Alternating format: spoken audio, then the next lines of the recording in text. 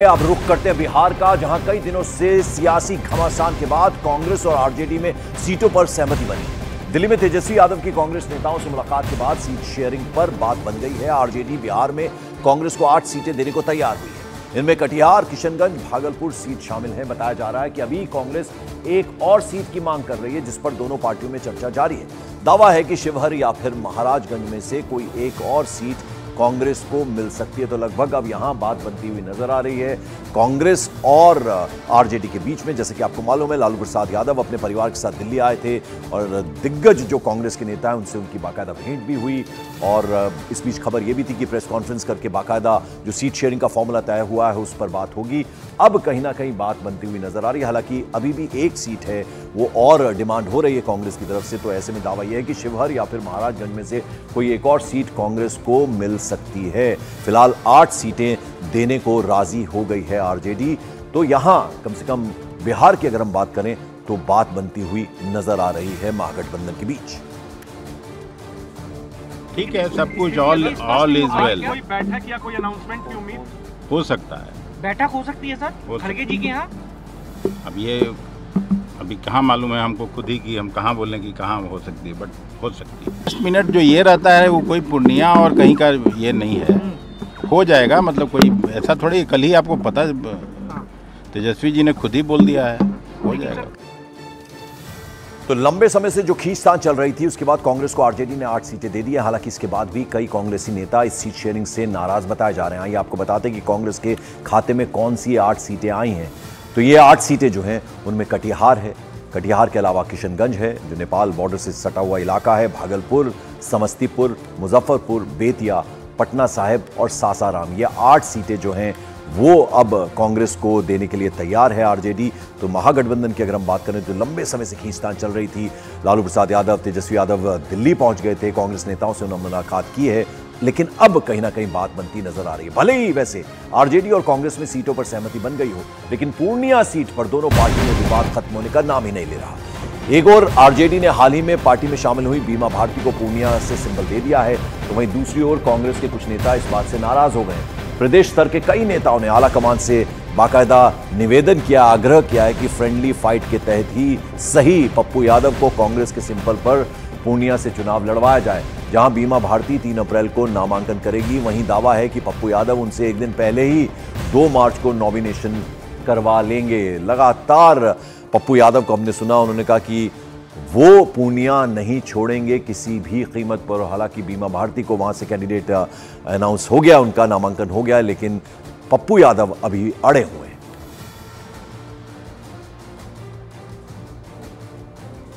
कोई टकराव नहीं है, कोई टकराव नहीं। क्या सब लोग हम भी आ रहे हैं, आप कोई भी आ रही टकराव ही हैं? नहीं है, कुछ नहीं है। हमारे महागठबंधन मजबूती के साथ पूरे बिहार में 40 सीट हम लोग जीतने जा रहे हैं। नॉमिनेशन 3 तारीख को हम देने जा रहे हैं। पूर्णिया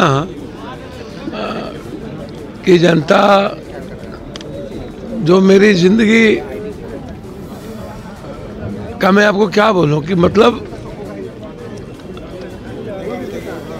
मौत के बाद ही ना पूर्णिया से कोई मुझे अलग कर पाएगा। पूर्णिया से मैं कहीं नहीं जाऊंगा। आप जिसको देंगे या आप हमें कहेंगे कोई मजबूत कैंडिडेट दो, मैं अपनी जितनी क्षमता लान ईश्वर ने दी है हम उसको लगाएंगे इंडिया गठबंधन को मजबूत करने में।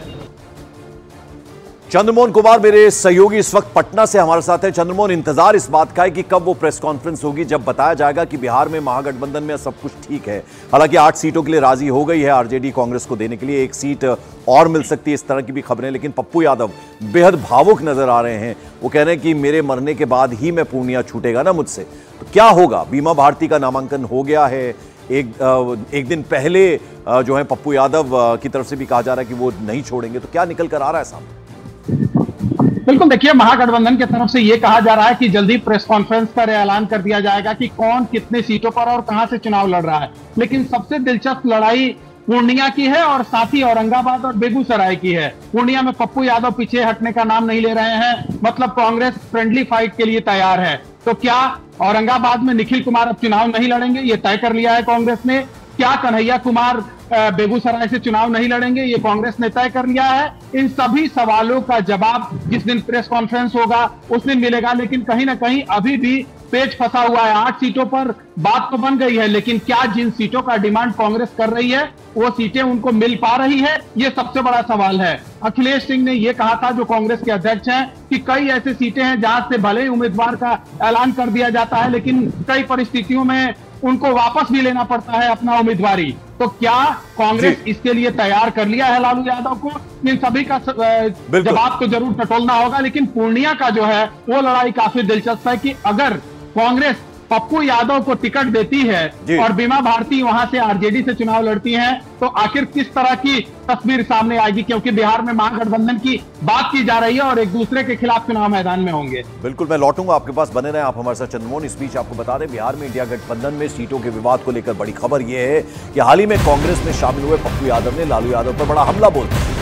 पूर्णिया सीट पर आरजेडी का उम्मीदवार उतारने को लेकर पप्पू यादव ने कहा कि दुनिया छोड़ दूंगा, पूर्णिया नहीं छोड़ूंगा। पप्पू यादव ने यह भी कहा कि लालू यादव ने गठबंधन धर्म नहीं निभाया। लालू यादव को मुझसे क्या परेशानी है? पप्पू यादव का कहना है कि उन्होंने तेजस्वी यादव को सीएम बनने में भी मदद करने की बात कही थी। तो अब एक तरह से नाराज लालू प्रसाद यादव से बताए जा रहे हैं पप्पू यादव। अब तो कांग्रेस को नेतृत्व को तय करना है ना। मैं तो पूर्णिया में हूँ, मैं इतना जानता हूँ, मुझे इतना आश्चर्य हुआ, इतना आहत हूँ, मुझे समझ में नहीं आता है मैं तो कि मुझसे क्या परेशानी है लालू यादव जी को। मैं तो हर जगह हर संकट में उनके साथ खड़ा रहा और सबको पता है कि पूर्णिया से पप्पू का रिश्ता और पप्पू का पूर्णिया से रिश्ता। जितनी भी बातें चंद्रमोहन हम सुन रहे हैं पप्पू यादव के मुंह से, वो बेहद भावुक तरीके से अपनी बात कह रहे हैं। लालू प्रसाद यादव के साथ भेंट भी उन्होंने की थी, पिता समान उनको बताते हैं, और अब नाराज बताए जा रहे हैं। वो कह रहे हैं कि मेरे साथ एक तरह से धोखा हुआ है।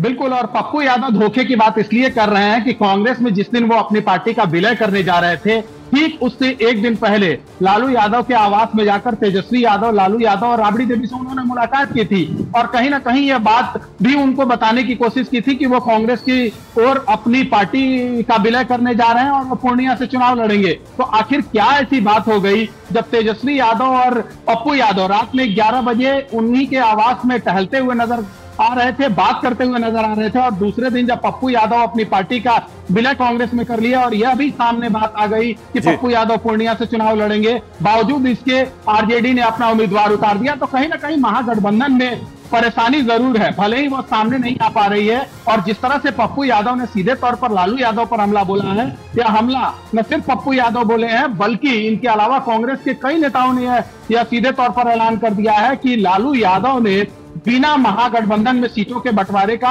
अपने उम्मीदवारों का ऐलान कर रहे हैं। तो आखिर ये कैसे संभव है कि गठबंधन ज्यादा दिनों तक चल पाए? हालांकि इंतजार करना होगा कि कब महागठबंधन का प्रेस कॉन्फ्रेंस होता है और यह ऐलान किया जाता है कि कौन कहां से और कितने सीटों पर चुनाव लड़ेगा। कहीं बहुत संक्षेप में बताइए चंद्रमोहन, ये स्ट्रैटेजी तो नहीं है कांग्रेस, आरजेडी और पप्पू यादव की मिलकर कोई स्ट्रैटेजी तो नहीं है? बिल्कुल, देखिए ये स्ट्रैटेजी तो अब तक नजर नहीं आ रही है, क्योंकि अगर कहीं पूर्णिया की अगर आप बात कर लीजिए, पप्पू यादव एक तरफ चुनाव लड़ते हैं, बीमा भारती चुनाव लड़ती है, तो जाहिर सी बात है ये एक दूसरे का वोट काटेंगे और ऐसे में तीसरे यानी एनडीए को फायदा होने जा रहा है। तो स्ट्रैटेजी नहीं कहा जा सकता है, क्योंकि ये अपने पैर में कुल्हाड़ी मारने जैसी बात हो जाएगी अगर एक दूसरे के खिलाफ चुनाव मैदान में उतरते हैं, चाहे वो पप्पू यादव बीमा भारती के खिलाफ चुनाव मैदान में उतरे या बीमा भारती पप्पू यादव के खिलाफ चुनाव मैदान में उतरे। बहुत बहुत शुक्रिया इस अपडेट, इस जानकारी के लिए आपका चंद्रमोहन कुमार।